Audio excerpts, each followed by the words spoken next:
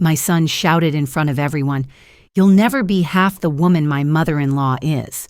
I stood calmly. "Will she cover your $1 million debts then? Because I'm not sending you any more money." His wife froze. "What debt? What money? We haven't received a cent from you." He started to get nervous. "If you're watching this, subscribe and let me know where you're watching from. Let me take you back to how this all started, because trust me, you need the full picture to understand just how satisfying that moment was. I'm Margaret Sullivan, but everyone calls me Maggie. At 63, I thought I'd seen it all. Raised my son David alone after his father walked out when the boy was 8. Worked 3 jobs to keep us afloat and somehow managed to put him through college. I was proud of what we'd built together, even if it wasn't fancy. But apparently David had different ideas about our story. It was a Tuesday evening in March when he first showed up at my small apartment in Queens, wearing a suit that cost more than my monthly rent. He'd been living in Manhattan for 5 years by then, claiming he was building his empire in some vague financial venture he never quite explained. "Mom, we need to talk," he said, not even bothering to hug me. "Hello." He sat on my secondhand couch like he was afraid it might stain his expensive clothes. "Of course, sweetheart. You want some coffee? This isn't a social visit." His tone was clipped, professional. "I need you to understand something. When I bring Jessica around to meet you, you cannot mention anything about how we lived when I was growing up." Jessica, the girlfriend he'd mentioned exactly twice in passing. "What do you mean, how we lived? We had a good life, David." His laugh was bitter. "Mom, we were poor, welfare poor, food stamp poor. She doesn't need to know that." The words hit me like a slap. We'd struggled, yes, but we'd never gone hungry. I'd made sure of that. We were not on welfare, David Sullivan. I worked 3 minimum wage jobs, I know. But she's from money, real money. Her family owns Thornton Industries. They're worth hundreds of millions. He leaned forward, his eyes intense. "This is my chance, Mom. My one shot at the kind of life I deserve." I stared at my son, seeing a stranger. "The kind of life you deserve. You know what I mean? Not this." He gestured around my modest apartment dismissively. "I've worked too hard to let our past ruin my future." That's when I realized David had been ashamed of me for years, maybe his whole adult life. The phone calls that became less frequent. The holidays he suddenly had work obligations for. The way he never invited me to visit his apartment. "When do I get to meet this Jessica?" I asked quietly. "Soon. And Mom, please just try to blend in." After he left, I sat in my kitchen wondering when exactly I'd become something my own son needed to hide. The irony wasn't lost on me that David wanted to erase our past, especially considering how hard I'd fought to give him a decent childhood after his father decided we weren't worth sticking around for. Robert Sullivan was one of those charming men who promise you the world, but can't even handle the responsibility of taking out the trash. We were 25 when David was born, living in a tiny apartment in Brooklyn, both of us working entry-level jobs and dreaming of something better. "We're going to give this kid everything, Maggie," Robert used to say, holding baby David against his chest. "Everything we never had. What David never had was consistency." Robert would get inspired by some get-rich scheme, selling insurance, multi-level marketing, day trading with money we didn't have. Each failure left us deeper in debt, and Robert more bitter. The final straw came when David was 8. Robert had convinced me to let him use our rent money for a sure-thing stock tip. When that money evaporated overnight, leaving us facing eviction, he looked me straight in the eye and said, "I can't do this anymore, Maggie. This family is holding me back." He packed a single suitcase and left. No forwarding address, no child support, no explanation for David about why Daddy suddenly wasn't coming home. That first year alone was the hardest of my life. I waitressed at a diner from 6 a.m. to 2 p.m., cleaned offices from 3 p.m. to 7 p.m., and watched Mrs. Chen's twin boys in exchange for her watching David after school. I slept maybe 4 hours a night and lived on coffee and determination. But we made it work. David never missed a meal. Never. Showed up to school in dirty clothes. Never knew how many nights I lay awake calculating whether we had enough money for his school supplies or if I needed to pick up extra shifts. I thought I was raising him to be grateful for what we had to understand the value of hard work. Instead, apparently I was creating a man who'd spent his adult life trying to pretend none of it ever happened. The worst part, I'd been proud of him. When he graduated college, the first Sullivan to do so, I cried through the entire ceremony. When he got his first real job at a financial firm, I bragged to anyone who'd listen. My son works on Wall Street. I'd tell the other waitresses at the diner where I was still working doubles to pay off the student loans I'd co-signed. I'd sacrificed everything so he could have opportunities I never had. Now he was using those opportunities to climb so high, he couldn't even see me anymore. 2 weeks after David's visit, he called to say Jessica wanted to meet me for lunch. Somewhere casual but nice, he specified. Translation: nice enough to impress his girlfriend, casual enough that my presence wouldn't seem too out of place. And Mom, maybe wear that blue dress, the one from Macy's, the one he'd bought me for his college graduation 6 years earlier, the only dress I owned that didn't come from a discount store. I agreed to lunch, but I was already wondering what other parts of myself I'd need to hide. The restaurant David chose was the kind of place where the waiters wear black ties and the salads cost more than I used to spend on groceries for a week. I arrived 15 minutes early, wearing the blue dress and the anxiety that comes with knowing you're about to be judged. Jessica Thornton was everything I'd expected, and nothing like I'd hoped. Blonde, polished, with the kind of effortless beauty that comes from good genetics and expensive maintenance. She was also surprisingly, genuinely sweet. Mrs. Sullivan, I'm so excited to finally meet you. David talks about you all the time. I shot a glance at David, who was studying the menu like it contained state secrets. All good things, I hope. Oh, yes. He says you're incredibly strong and independent. He clearly gets his work ethic from you. Work ethic. That was David's sanitized version of my mother worked 3 jobs to keep us from being homeless. Lunch went better than I'd expected. Jessica asked about my work. I told her I was between positions, which was technically true since I just retired from the diner. She asked about David's childhood. I shared carefully edited stories about little league games and school plays, leaving out the parts about hand-me-down uniforms and me falling asleep in the bleachers after pulling double shifts.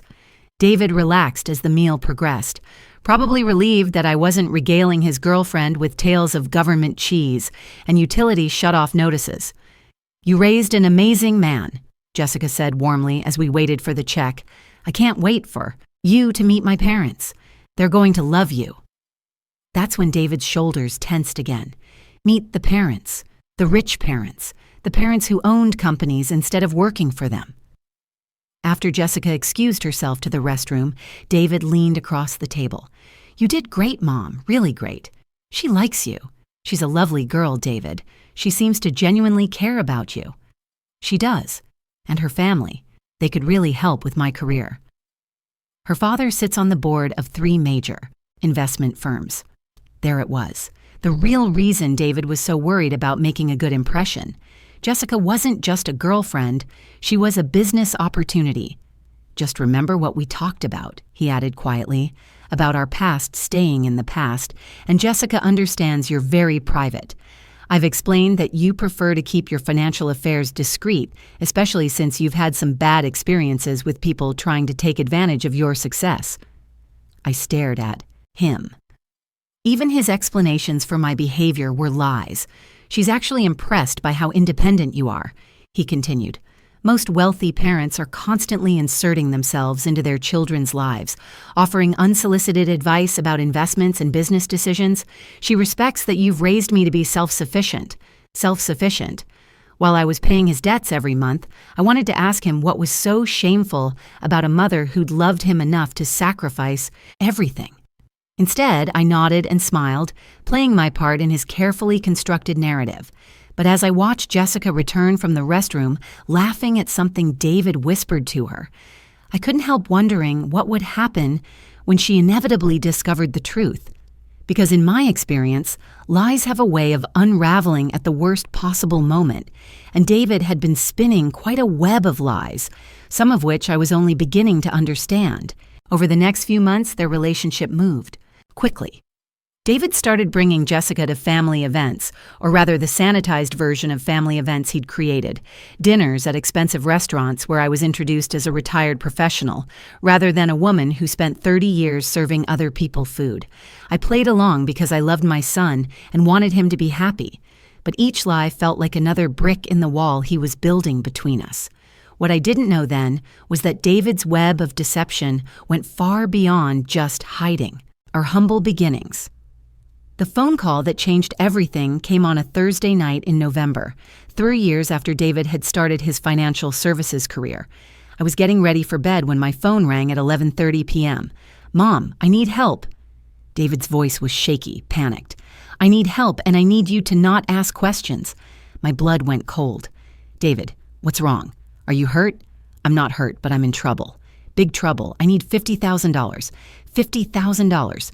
I made $30,000 a year at my best paying job. Sweetheart, I don't have that kind of money. What's this about?" "Mom, please.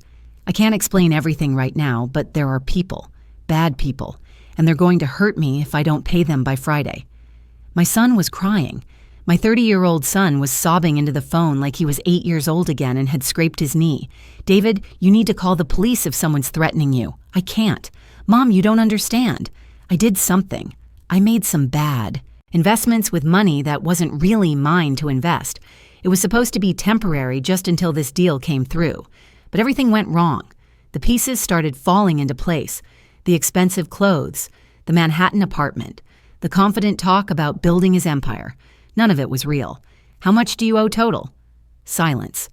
Then barely a whisper. "About $150,000.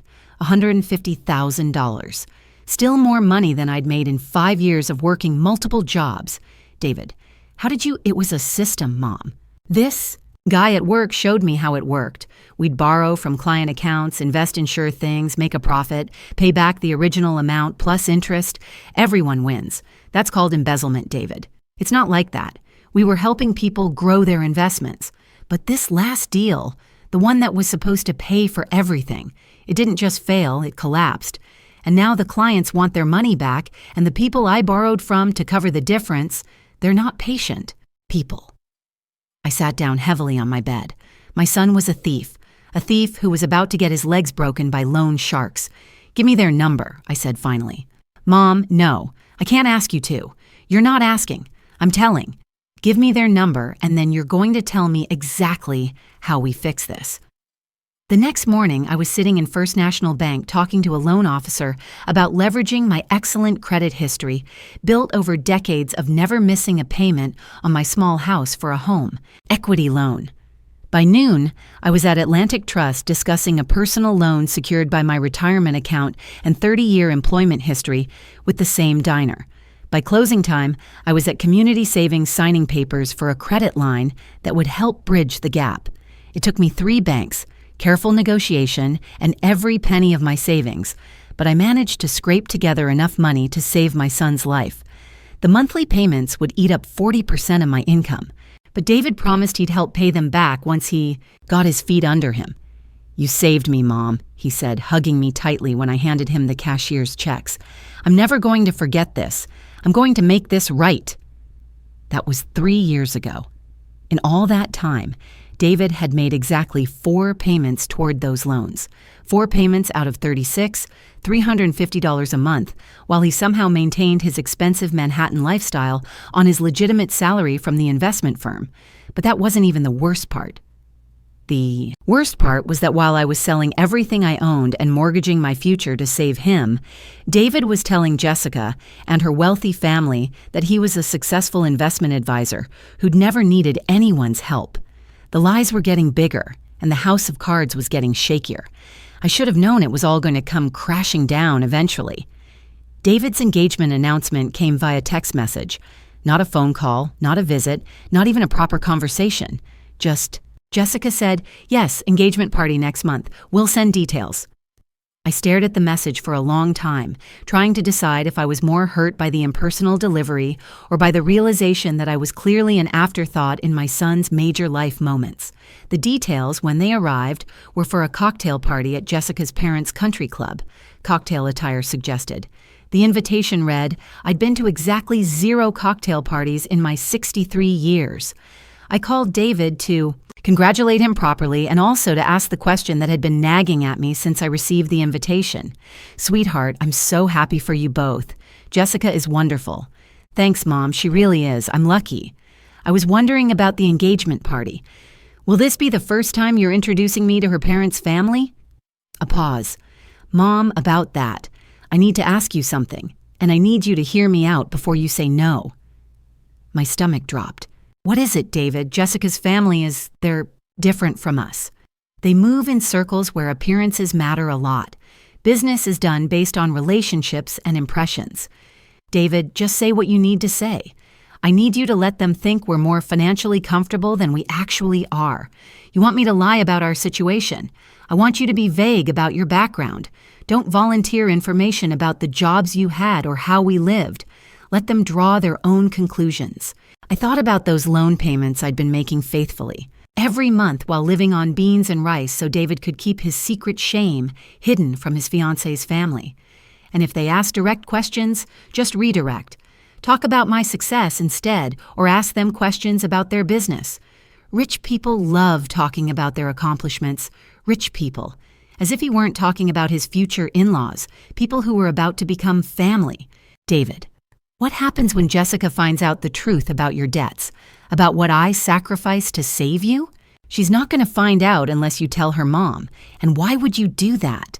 It would destroy everything we've built together. Everything we've built. He meant everything he'd built on lies. I'll do my best to be discreet, I said finally, but I won't outright lie to these people. That's all I'm asking. Just don't volunteer information that might make things complicated. After I hung up, I sat in my kitchen looking around my modest apartment. The furniture I'd bought secondhand, the dishes I'd collected with grocery store points, the stack of bills on the counter that included those loan payments for David's mistake. I'd spent 3 years paying for my son's crimes while he courted a woman whose family thought he was financially successful. I'd kept his secret, protected his reputation, and enabled his deception. And now he wanted me to actively participate in lying to the woman he claimed to love. The engagement party was in 2 weeks. I needed to find something appropriate to wear, something that wouldn't embarrass David or raise questions about our financial comfort. I ended up spending $200 I couldn't afford on a simple black dress and matching shoes. Money that could have gone toward groceries or utilities or the medical bills from my dental work last month. But I did it because I loved my son and because I still believed that somewhere under all these lies was the little boy who used to thank me for every meal and tell me I was the strongest person in the world. I was about to discover just how wrong I was about who my son had become. The Thornton family's country club was the kind of place I'd only seen in movies. Marble floors, crystal chandeliers, and waiters who glided silently between guests, carrying champagne on silver trays. I'd arrived precisely on time, wearing my new dress and feeling like a fraud. Jessica spotted me immediately and rushed over, radiant in a cream-colored dress that probably cost more than my monthly rent. Mrs. Sullivan, you look absolutely beautiful. Come meet everyone, she took my arm and led me toward a group of elegantly dressed people who were clearly the inner circle. Victoria Thornton, Jessica's mother, was exactly what I'd expected. Tall, blonde, and carrying herself with the confidence that comes from never having to worry about money. Mother, this is David's mom, Margaret. Victoria's smile was polished but warm. Margaret, how wonderful to finally meet you. Jessica speaks of you so highly, and we're thrilled about the engagement. Thank you. You have a beautiful daughter. David's very lucky. And what is it you do, Margaret? Victoria asked the question all mothers ask when sizing up their children's significant others' families. This was the moment David had coached me for. Be vague, he'd said. Let them draw their own conclusions. I'm recently retired, I said carefully. I spent most of my career in customer service and management. Technically true. Waiting tables is customer service, and juggling 3 jobs requires serious management skills. Victoria nodded, approvingly. It's so smart to retire while you're young enough to enjoy it. What are your plans? Travel? Hobbies? Before I could answer, David appeared at my elbow with Jessica's father, Charles Thornton. He was younger than I'd expected. maybe 55, with the kind of easy confidence that comes from generational wealth. Dad, this is my mother, Margaret Sullivan. Charles shook my hand firmly. Pleasure to meet you, Margaret. David's told us so much about you. I glanced at David, wondering what exactly he'd shared. All good things, I hope. Of course. He says you're incredibly independent and self-sufficient. Raised him to be the same way. Self-sufficient. Another sanitized version of struggled to make ends meet for 30 years. The conversation flowed easier than I'd expected. Victoria talked about the wedding plans. Charles asked about my thoughts on the economy, and I found myself almost enjoying the evening. These were nice people despite their wealth. They clearly loved Jessica and seemed to genuinely like David. That's when I overheard the conversation that changed everything. I was getting a glass of water from the bar when I heard David's voice behind me talking to a group of Jessica's cousins and family friends. The secret is diversification, he was saying. My portfolio has been consistently outperforming the market for 3 years running. Conservative investments, blue-chip stocks, nothing too risky. I turned slightly, curious about this version of David's financial philosophy. That's impressive, one of the men said. Especially in this market, you must have started with substantial capital to see those kinds of returns. David laughed casually. Well, I've been fortunate. Family money gave me a head start, and I've been building on that foundation ever since. Family money, I nearly dropped my water glass. Smart parents, another man commented, setting their kids up for success from the beginning. Absolutely. My mother made some very shrewd investments over the years. Real estate, mostly. She's always had a good eye for potential. I stood frozen at the bar listening to my son describe a life that never existed. In David's version of reality, I wasn't a working-class single mother who'd mortgaged her future to save him from loan sharks. I was a savvy investor who'd built wealth over time and passed it down to him. The lies weren't just about hiding our past anymore. He was actively rewriting history, making himself the beneficiary of generational wealth instead of the son of a woman who'd sacrificed everything to give him opportunities. But the worst part was still to come. As I walked back toward Jessica and Victoria, I heard David's voice again, louder now, emboldened by champagne and the admiring attention of his audience. The best part is I'll never have to worry about taking care of her in her old age. She's more financially secure than I am. The room felt like it was spinning. My son was telling people that I was wealthy, that I didn't need his help, that he'd never have to support me. Meanwhile, I was living on Social Security and those part-time jobs because 60% of my income went to paying off the debts I'd incurred to save his life. I made it through the rest of the evening on autopilot, smiling and nodding and playing the part of the mysterious, well-off mother. But inside, I was calculating exactly how much David's lies had cost me, $350 every month for 3 years, and wondering what price I'd have to pay for his happily ever after. The dinner invitation came 2 weeks later. Not just any dinner, a formal family dinner at the Thornton estate to properly welcome Margaret into our family circle before the wedding planning kicked into high gear. David called me 3 times that week with increasingly specific instructions. Arrive at 7 sharp. Wear something elegant but understated. Don't mention specific neighborhoods where we'd lived. Don't talk about government assistance programs, even in abstract terms. And, Mom, Victoria mentioned she might ask about your investment strategies since I told them you were financially savvy. Just keep it general. David, I've never made an investment in my life except for my little house. You don't need to lie. Just redirect the conversation. Ask her about her business instead. The Thornton estate was intimidating, even by wealthy standards. A circular driveway led to a mansion that belonged in architectural magazines, surrounded by gardens that probably required a full-time staff. Victoria greeted me at the door herself, looking effortlessly elegant in a cream silk blouse and pearls. Margaret, how lovely to see you again. Come in. Charles is mixing cocktails. The dining room could have seated 20 people comfortably. Tonight it was set for 6. The Thorntons, David and Jessica, and me. I'd never eaten off china that thin or used silverware that heavy. Dinner started smoothly enough. Charles talked about his latest business acquisition. Victoria shared updates about Jessica's sister, who was studying abroad, and David was the charming, successful son-in-law to be. Then Victoria turned to me with genuine interest. Margaret, I have to ask. David mentioned you have quite the head for investments. I'm always looking for fresh perspectives. What's your philosophy on portfolio diversification? I felt David's eyes burning into me from across the table. This was exactly the scenario he'd been dreading. Oh, I'm much more conservative than David makes me sound, I said, carefully. I believe in the basics. Pay your bills, save what you can, don't spend money you don't have. Victoria nodded approvingly. Sound principles. And David says you've been quite successful with real estate. Real estate. My one small house that I'd nearly lost to pay his debts. I've been fortunate, I said, which wasn't technically a lie. Modest as always, David interjected with a nervous laugh. Mom's portfolio has been outperforming mine for years, but she won't admit it. That's when Charles chimed in with the comment that started everything unraveling. It's refreshing to meet parents who've built something substantial to pass down. So many young people today expect success without the foundation. Actually, I said slowly, I think young people today face challenges our generation couldn't imagine.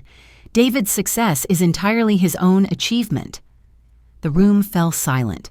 David's fork stopped halfway to his mouth. Really? Victoria seemed genuinely surprised. The way David talks about growing up, I assumed he'd had advantages. Private schools, family connections, and finance.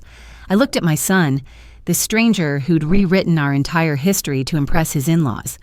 David went to public school, I said quietly. We didn't have money for private education. Mom, David's voice carried a warning. But something had shifted inside me. Maybe it was the months of enabling his lies. Maybe it was the elegant dining room that reminded me how different our worlds really were. Or maybe it was just 30 years of putting his needs before my own dignity. We lived in a small apartment in Queens, I continued.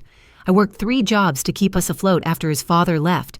David earned every scholarship, every opportunity, every success through his own hard work. Jessica was staring at David now, confusion clear on her face. Charles and Victoria exchanged glances. That's even more impressive, Victoria said diplomatically. Self-made success is the most meaningful kind. David forced a smile. Mom likes to downplay how well we actually lived. She's always been modest about our family's resources. Modest? The word escaped before I could stop it. David, there's nothing modest about the truth. We were working class. You know that, Mom, please. But I was done. Done with the lies. Done with protecting his carefully constructed image. Done with pretending our struggle was something shameful. Your son is an incredible man, I said to Victoria and Charles.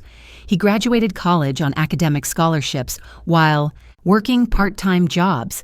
He built his career from nothing with no family connections or inherited advantages. You should be proud to have him in your family. The silence stretched until Jessica finally spoke, her voice small and uncertain. David, is that true about growing up with financial struggles? David's face had gone pale. Jessica, it's complicated. It's not complicated at all, I said. Sometimes good people face hard times, and sometimes they overcome them. That's David's real story, and it's a much better story than the one he's been telling.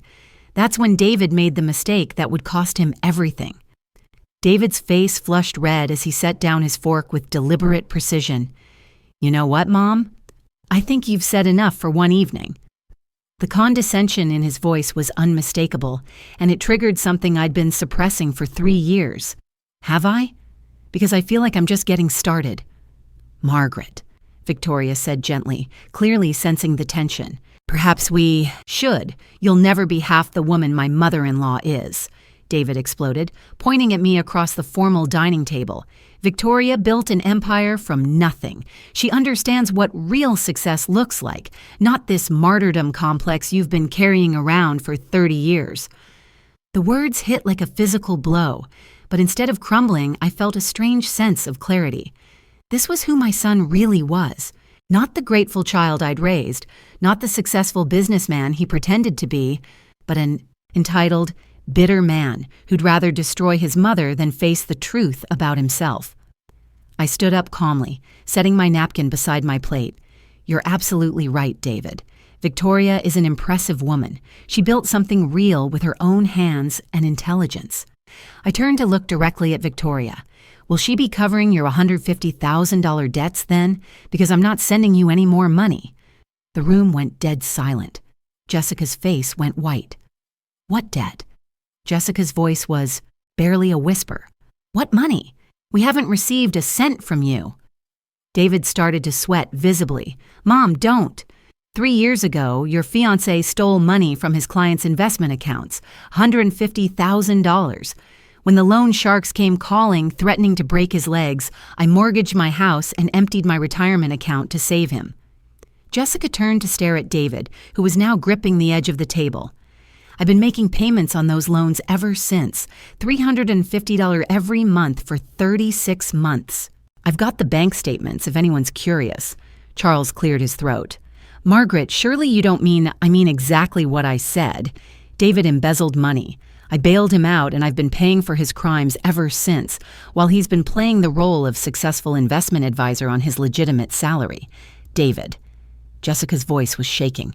Is this true? David's mouth opened and closed like a fish gasping for air. It's not. It wasn't like that. It was a temporary cash flow issue. The investments would have paid off if you hadn't stolen other people's money to make them. I pulled out my phone and opened my banking app. Would you like to see the loan payment I made just this Monday, or should I show them the mortgage papers? Victoria was staring at David with a mixture of shock and something that looked almost like respect for me, not him. $350 a month, she repeated slowly. That's over $4,000 a year for 3 years. While he's been telling you about his family money and his mother's financial success, Jessica stood up abruptly, tears streaming down her face. I need some air. She rushed from the dining room, leaving David sitting there looking like the house of cards he'd built was finally collapsing. Charles broke the awkward silence. David, I think you should go after her. This is your fault. David hissed at me as he stood up. You've ruined everything. No, son, you did that all by yourself. After David left to find Jessica, I turned to Victoria and, Charles, I apologize for disrupting your evening. I should go. Wait, Victoria said, standing up as well. Don't apologize and don't go. Charles, would you give us a moment? Charles nodded and left the dining room, closing the doors behind him. Victoria poured herself another glass of wine and gestured for me to sit back down. How long have you been covering for him? I sank back into my chair. Too long. Way too long. And the monthly payments? $647. On what kind of income? Social Security and a part-time job at a craft store. It doesn't leave much for anything else. Victoria was quiet for a long moment, swirling the wine in her glass. You know what I see when I look at you, Margaret? I see exactly the kind of woman I'd want in my corner during a crisis. Smart, loyal, and tough as nails. I don't feel very smart right now. Are you kidding? You just saved my daughter from marrying a liar and a thief. That's the smartest thing anyone's done in this house all year. Jessica broke off the engagement that night, right there in the Thornons. Foyer, while I was collecting my coat, I heard David's voice through the closed doors, alternating between pleading and anger. But Jessica's response was clear and final. I can't marry someone I don't really know, David, and I don't know you at all. Victoria walked me to my car herself, something I suspected didn't happen often with the family's hired drivers waiting outside. Margaret, I meant what I said in there. You did the right thing. I destroyed my relationship with my son. Your son destroyed his relationship with you the moment he decided his image was more important than your sacrifices. Victoria handed me her business card. I'd like to stay in touch if you don't mind. I have a feeling we have more to talk about. I drove home in a daysaze, expecting to feel guilty about exposing David's lies. Instead, I felt something I hadn't experienced in years: relief. The truth was finally out. David didn't call for 2 weeks. When he finally did, his voice was cold and bitter. I hope you're happy, Mom. Jessica won't take my calls. Her family thinks I'm a criminal. My career is essentially over. Your career was built on lies, David. This was inevitable. Was it worth it? Was destroying my life worth proving your point? The question hung between us for a long moment. I didn't destroy your life, son. I just stopped enabling you to destroy mine. He hung up without another word. A few days later, Victoria called. Not texted, not emailed, called personally. Margaret, I've been thinking. About our conversation. Do you have time for coffee this week? We met at a small cafe in Manhattan, far removed from the formal elegance of the Thornton estate. Victoria looked different in casual clothes, more approachable, less intimidating. "How are you holding up?" she asked after we'd ordered. "Honestly, better than I expected. It's been hard with David, but also liberating, I guess. I hadn't realized how exhausting it was to keep track of all his lies." Victoria nodded. "I've been thinking about what you said about your financial situation. Those monthly payments, they must be challenging on a fixed income. I manage. I'm sure you do. But here's the thing, Margaret. I've been thinking about our conversation, and I'd like to make you a proposition." I looked at her curiously. "You managed to research loan options across multiple banks, negotiate terms, and create a financial structure that solved a complex crisis, all while working multiple jobs and living on a limited income. That takes serious financial intelligence. I just did what I had to do." "Exactly. You solved a complex financial crisis under extreme pressure with limited resources. Do you have any idea how valuable that experience is?" Before I could answer, Victoria continued, "I've been considering expanding Thornton Industries into financial consulting for middle-income families, people who need real advice, not theoretical investment strategies from advisors who've never struggled to make a budget work." I stared at her. "What are you suggesting?" "I'm suggesting we explore working together. Maybe start with a consulting arrangement, see how it develops. I need someone who understands what financial security means to ordinary people. Someone who's actually lived paycheck to paycheck and found ways to make impossible budgets work." The suggestion was unexpected but not overwhelming. "Think about it," Victoria said. "But Margaret, you've spent years putting your financial skills to work saving other people. Maybe it's time to put them to work building something for yourself." I spent 2 weeks researching Thornton Industries before calling Victoria back. What I found impressed me and surprised me. The company was profitable, ethical, and run with the kind of long-term thinking that most businesses abandon in pursuit of quarterly gains. "I'm interested in exploring this further," I told Victoria when I called her back, "but I want to understand exactly what you're proposing. Lunch tomorrow? I'll show you some preliminary ideas I've been developing." The meeting was at Victoria's downtown office, a corner suite with views of the harbor. But Victoria wasn't interested in impressing me with the view. "Here's what I've been researching," she said, spreading market analysis reports across the conference table. "There's a huge underserved market segment. Middle-class families, small business owners, people who need financial planning but can't afford the big investment firms. I studied the reports. The market research was solid, showing clear demand. You want to create a financial consulting service for regular people. I want to explore creating a service that actually helps real people. Your experience managing complex financial challenges on a limited income is exactly the kind of practical expertise this market needs." We spent 2 hours going over market analysis and discussing potential approaches. Victoria had clearly been thinking about this for a while. "What would you envision my role being initially?" "Consultant and advisor. Help me understand the market, develop our approach, maybe run some pilot programs. If it works out," she paused, "well, we could discuss a more formal partnership down the line." The gradual approach made sense. A trial period would benefit both of us. "Victoria, I appreciate your confidence, but I'm 63 with a high school education. Are you sure about this?" "Margaret, you just described exactly the background I need. Someone who understands regular people's financial challenges, because you've lived them." I was about to accept when my phone rang. David's name appeared on the screen. "I should take this," I said apologetically. "Mom." David's voice sounded strange, panicked. "I need to ask you something, and I need you to answer honestly. Have you talked to anyone from the SEC lately?" My blood went cold. "The Securities and Exchange Commission. David, why would they want to talk to me? Because they're investigating my trading activities. They want to know about any family members who might have provided financial backing for my investments. David, you told me you'd cleaned up your act after I bailed you out." "I did. This is about something different. Look, if they call you, you need to tell them you never gave me money for investments. The loans you took out, those were personal loans, not investment capital. David, what did you do?" "Nothing. I mean, nothing illegal, it's complicated, but some of my recent trades are being questioned. And if they think I used family money to artificially inflate my portfolio, Victoria was watching me carefully, clearly hearing David's panicked voice through the phone. David, I can't lie to federal investigators. You're not lying. You didn't give me money for investments. You gave me money to pay debts.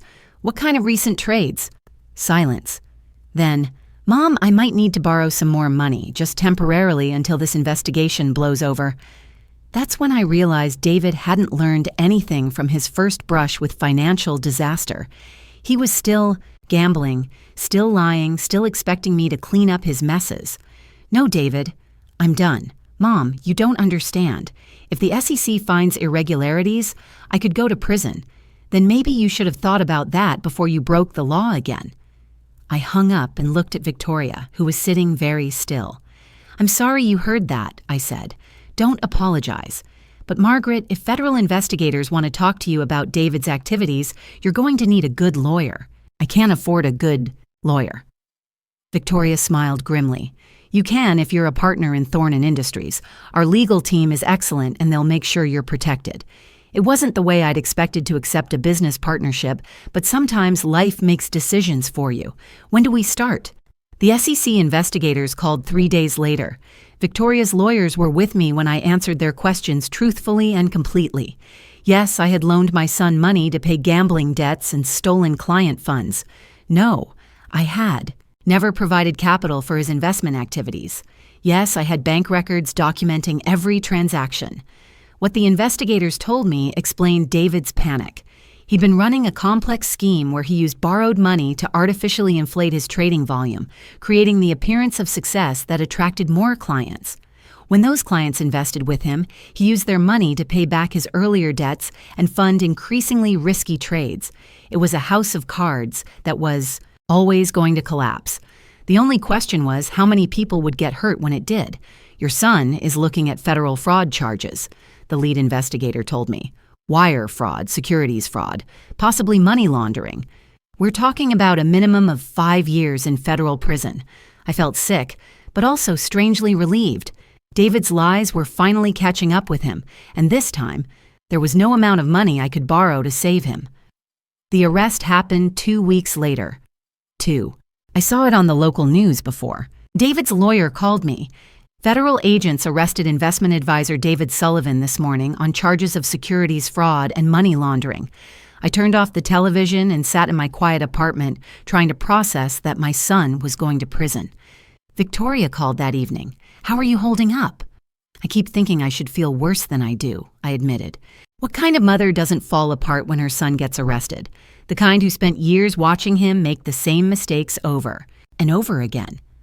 Margaret, you didn't cause this. You couldn't have prevented it, and you certainly can't fix it. She was right.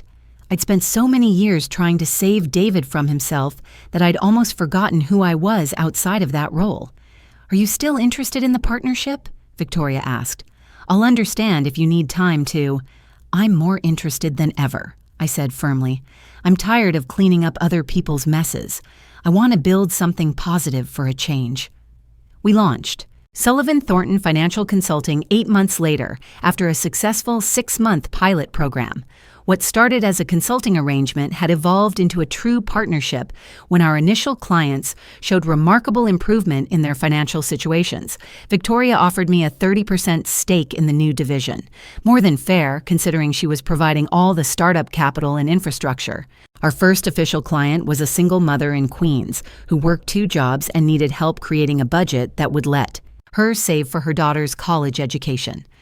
Sitting across from her in our modest downtown office, explaining how to track expenses and identify savings opportunities, I realized this was what I'd been preparing for my entire adult life. Every financial crisis I'd navigated, every impossible budget I'd made work, every sacrifice I'd made to keep our heads above water, it had all been training for this moment. David was sentenced to 7 years in federal prison.